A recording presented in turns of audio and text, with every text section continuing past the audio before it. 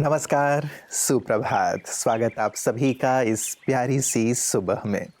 सुबह-सुबह प्रकृति कितनी सुंदर और सुखद होती है ना? हम सब मॉर्निंग वॉक के लिए निकल जाते हैं, अच्छी ठंडी हवा और ऑक्सीजन लेते हैं, पूरे दिन फ्रेश रहते हैं। विचार करें यदि ये वृक्ष ना हो, जंगल ना हो, तो फिर क्या होगा? सचमुच सारा संसार ही कितना ज़्यादा विपदा में आ जाएगा। और आज हम देख रहे हैं जंगलों की कितनी तेजी से कटाई हो रही है। आज़ादी के कुछ वर्ष बाद सरकार ने भी ये महसूस किया कि जंगलों की महत्ता बहुत ज़्यादा है, इसीलिए वन महोत्सव मनाना प्रारंभ किया गया और प्रतिवर्ष 1 जुलाई से लेके 7 जुलाई तक लगातार ये वन महोत्सव मनाया जाता है। ताकि सबके अंदर सुंदर जागरूकता लाई जा सके, सभी इस बात को समझ सकें कि प्रकृति, वन, वृक्ष हमारे लिए कितने महत्वपूर्ण हैं। तो मित्रों, खुद भी जागरूक बने और ये सुंदर जागरूकता औरों तक पहुंचाएं ताकि हरियाली हमारी पूरी प्रकृति, हमारी पूरी वसुधा में बनी रहे, क्योंकि हरियाली होगी तभी खुशहाली होगी। तो इसी सुंदर भाव के साथ चलते हैं आज के सुंदर सुवाक्य की ओर।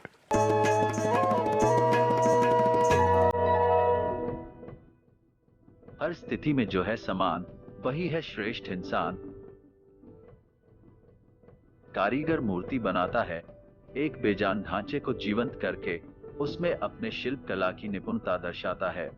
ये सच है कि पत्थर कभी जिंदा नहीं हो सकता, लेकिन भगवान की आराधना के माध्यम हेतु फिर भी हम मूर्ति पूजा करते हैं।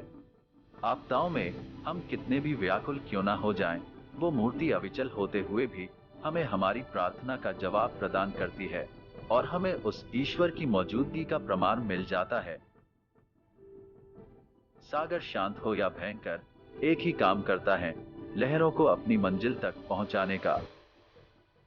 खुशी, गम सिर्फ दो किस्म की परिस्थितियां हैं। ये पसंद नापसंद का दर्जा प्राप्त करते हैं हमारी प्रतिक्रिया से, जिन्हें हम नियंत्रित कर सकते हैं। अगर खुशी कुछ क्षण की है, तो दुख भी स्थायी नहीं। लेकिन किसी भी भावना में बह जाना मतलब भ्रमित होना और स्थिर से अस्थिर स्थिति के तूफान में गुम हो जाना। भावनाएं स्वतंत्र है, लेकिन अपनी सही सोच और मजबूत इरादों से हम उनका सही मार्गदर्शन करके श्रेष्ठता के अचल आसन पर विराजमान हो सकते हैं।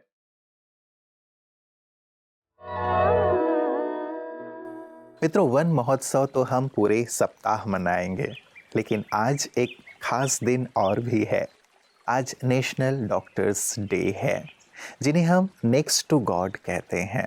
सचमुच ईश्वर की उपाधि तो और कोई नहीं ले सकता, लेकिन डॉक्टर्स ने ऐसे कर्म किए कर रहे हैं जो उन्हें ईश्वर की उपाधि दे दी गई है, क्योंकि वो जीवन की रक्षा करते हैं। हमने कोविड-19 के पीरियड में भी देखा कि अपनी जान में खेल करके उन्होंने कितने लोगों की जान बचाई। बहुत सारे डॉक्टर्स को हमने खोया भी। उनके परिवार के प्रति हम सबकी संवेदना है, लेकिन कितने ही कर्तव्य भाव से उन्होंने ये कर्म किए और कर रहे हैं। तो डॉक्टर्स के लिए शुक्रिया का भाव रखने के लिए और साथ ही साथ हेल्थ के प्रति लोगों में जागरूकता लाने के लिए खास करके 1 जुलाई को ये दिवस मनाया जाता है। डॉक्टर बिधान चंद्र रॉय, जो कि पश्चिम बंगाल के दूसरे मुख्यमंत्री थे और साथ ही देश के प्रमुख चिकित्सक थे, उनकी याद में 1 जुलाई को ये मनाया जाता है। तो मित्रों, आइए देखते हैं आज हमारे विभिन्न जो डॉक्टर्स हैं, वो किस प्रकार से इस दिवस पे अपनी शुभकामनाएँ और बातें हम सबके साथ साझा कर रहे हैं। ओम शांति। आज 1 जुलाई को हम राष्ट्रीय डॉक्टर दिवस मनाते हैं। हम सब जानते हैं कि डॉक्टर्स की भूमिका समाज में कितनी महत्वपूर्ण है। डॉक्टर्स को नेक्स्ट टू गॉड कहा जाता है। जैसे भगवान दुख हरता सुख करता है, ऐसे ही डॉक्टर्स भी जब मनुष्य दुख में होते हैं, बीमार होते हैं, दर्द में होते हैं, तो वो उनके दर्द को दूर करते हैं, उनके रोग के कष्ट को निवारण करते हैं और इसलिए उनकी तुलना भगवान से की गई है। और ये भी हम देखते हैं कि कैसे वो रात दिन मरीजों की सेवा में तत्पर होते हैं। अपने आप का भी वो पूरा ख्याल नहीं रखते, अपने परिवार का भी पूरा ख्याल नहीं रखते, लेकिन मरीजों के प्रति अपनी जिम्मेवारी का पूरा पालन करते हैं। अभी भी कोविड के समय में देखा कि कैसे फ्रंटलाइन वर्कर्स के रूप में अपनी जान की परवाह न करते हुए भी उन्होंने लाखों मरीजों की सेवा की और उनकी प्राण रक्षा भी की। तो ऐसे दिवस पर उनको हम अपना आभार अवश्य व्यक्त करेंगे और उनके जीवन के प्रति सदा दुआएं देंगे कि भगवान उन्हें स्वस्थ रखे, ताकि वो मानव की और समाज की सेवा करते रहें और सभी को सुख दें।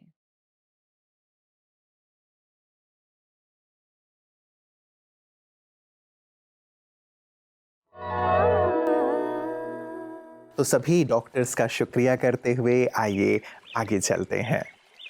मित्रों, वर्षों पहले एक मिलिट्री के बड़े ऑफिसर माउंट आबू ब्रह्मा कुमारीज के हेडक्वार्टर्स में पधारे। उन्होंने अपना अनुभव शेयर किया कि पहले मैं सोच रहा था यहाँ आने से पहले कि ये आध्यात्मिक संगठन मुझे क्या दे सकता है, लेकिन जैसे ही मैं यहाँ आया तो जैसे मेरे मन के बोझ तनाव किसी ने खींच लिए हों, ऐसा प्रतीत हुआ। सचमुच आध्यात्मिक ज्ञान और आध्यात्मिक अनुभव बहुत बड़ी संपदा है मित्रों। इसीलिए इस सेगमेंट में विशिष्ट जन की बातें विशेष में हम खास ऐसे मेहमानों के अनुभव आप तक पहुंचाते हैं जिन्होंने इस आध्यात्मिक परिसर में आध्यात्म के अनुभव को महसूस किया है, आगे बढ़ने में और जीवन में सुख शांति और आनंद के लिए। आइए देखते हैं कि आज हमारे साथ कौन है जो विशेष अपना अनुभव हम सबके साथ साझा करने जा रहे हैं।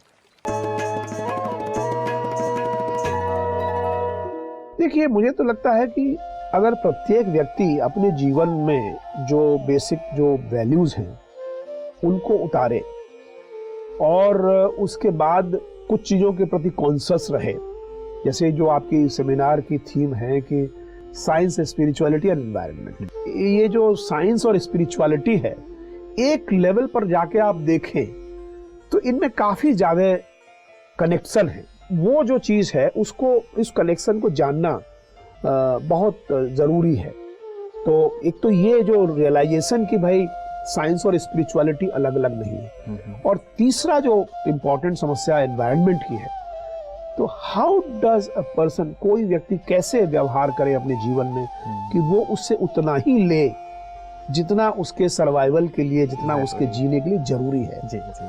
आप देखेंगे कि आजकल लोग प्लेट में खाना भी लेते हैं तो इतना खाना ले लेते हैं कि उसका आधा भी खर्च नहीं कर पाते और फिर फेंक देते हैं। तो जो वेस्टेज की जो स्थिति है, चाहे वो कोई भी हो, नेचुरल रिसोर्स के वेस्टेज की, तो धरती जो है ये फाइनाइट चीज है, फाइनाइट वर्ल्ड हमारी फाइनाइट है। अब उस फाइनाइट चीज में अगर हम चाहेंगे कि वो इनफाइनाइट मान के उसको कंजम्पशन करने लगे तो कहीं ना कहीं जाकर के हम क्राइसिस की तरफ जा रहे हैं। और आपका जो कार्यक्रम है, ऑर्गेनिक एग्रीकल्चर का कार्यक्रम है या एनर्जी का जो कार्यक्रम है, सोलर एनर्जी जो आप बता रहे थे दीदी कि 1 मेगावाट का सोलर प्लांट है, मैं भी देखना चाहूँगा उसको। मैं तो ये समझता हूँ कि किस प्रकार से अपने जीवन में राजयोग के माध्यम से हम अगर उसको सीख सके। मैं तो अभी मतलब पहली बार मैंने राजयोग की प्रैक्टिस आज प्रातःकाल, लेकिन मुझे लगता है कि इसको और ज़्यादा व्यक्तिगत स्तर पर करने से हमारा भी सुधार होगा। ऑब्जेक्टिव मुझे लगता है कि हम ज़्यादा प्रोडक्टिव हो सकें, हम ज़्यादा अच्छे से अपना काम कर सकें, हम ज़्यादा से अच्छे अपनी ड्यूटीज का निर्वहन कर सकें, यही उद्देश्य है। और हम लोग प्रयास करेंगे कि इसको ज़्यादा से ज़्यादा अपने जीवन में और अपने संगठन के लोगों के जीवन में हम अप्लाई करने का प्रयास करेंगे।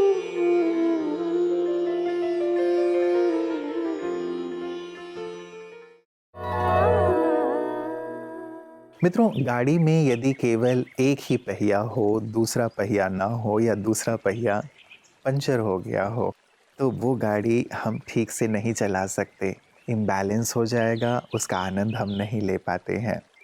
भौतिकता और आध्यात्मिकता जीवन रूपी गाड़ी के 2 पहिए हैं। हम भौतिकता पर तो बहुत ध्यान देते हैं, लेकिन आध्यात्मिकता पर हमारा कितना ध्यान है, ये ध्यान ब्रह्मा कुमारीज लगातार सभी को दिलवाती रहती हैं कि आप जीवन में आगे तभी बढ़ पाएंगे, संपूर्ण आनंद तब ले पाएंगे जीवन का, जब ये दूसरा पहिया भी सही सही हो, संतुलित हो। कैसे वो इस सुंदर कार्य को कर रही हैं, इसे हम प्रतिदिन पीस न्यूज़ हाइलाइट्स में देखते हैं। आइए देखते हैं उनके इस आध्यात्मिक सेवा कार्य को। 75वीं आजादी के अमृत महोत्सव से स्वर्णिम भारत की ओर के उपलक्ष्य पर 26 जून को राउरकेला क्षेत्र में नशीली दवाओं के दुरुपयोग और अवैध तस्करी के खिलाफ अंतर्राष्ट्रीय दिवस को पूरे उमंग उत्साह से मनाया गया, जिसमें अनेक रैलियां और कार्यक्रमों द्वारा जन को जागरूक करने के लिए स्कूल कॉलेज के छात्र छात्राएं, सीआरपीएफ के जवानों और ब्रह्मा कुमारीज के राजयोगी भाई बहनों को राउरकेला एक्सरसाइज डिपार्टमेंट की ओर से आमंत्रित किया गया, जिसमें राउरकेला एक्सरसाइज डिपार्टमेंट के 30 सदस्य, सीआरपीएफ के 40 जवान, राउरकेला लॉ कॉलेज के 10 छात्र छात्राएं, उदितनगर हाई स्कूल के 50 छात्र छात्राएं और ब्रह्मा कुमारीज के राजयोगी भाइयों ने संगठित रूप से भाग लिया, जिसका शुभारंभ superintendent of police Rourkela Shri Mukesh Kumar Bhama, deputy commandant Shri Mohammad Sirajul आलम, राउरकेला के 19वीं वाहिनी केंद्रीय रिजर्व पुलिस बल और एडम महोदय डॉक्टर शुभंकर मोहपात्रा ने हरी झंडी दिखाकर शुरू किया। इस कार्यक्रम में शामिल हुए प्रतिभागियों ने पूरे उमंग उत्साह से नारे लगाते हुए सभी क्षेत्रवासियों को नशीले पदार्थों से होने वाली तकलीफों से जागरूक कराया। बी के राजीव ने सभी अतिथियों, जवानों और छात्र छात्राओं को इस कार्यक्रम के शुभारंभ पर शपथ भी दिलवाई।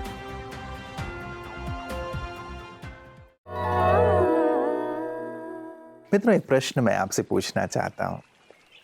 क्या आप किसी ऐसी सब्जी का नाम बता सकते हैं जो सभी को पसंद हो, या फिर कोई ऐसा गाना जो सभी को पसंद हो?